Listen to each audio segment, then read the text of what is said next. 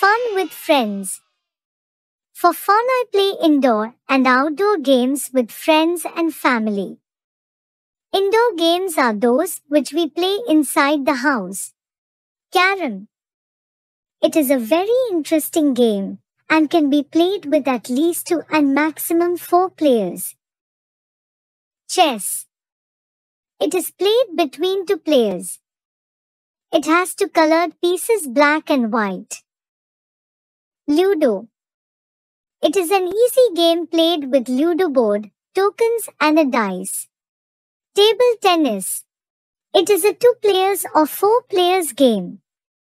It is played on hard table divided by a net. Snakes and ladders.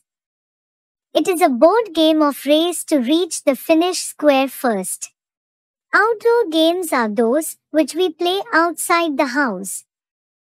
Football. It is played with a ball in open field between 2 teams. Hopscotch. It is game where the players toss a small object and make their way through a pattern. Hockey. It is played in open field between 2 teams with a stick and a ball.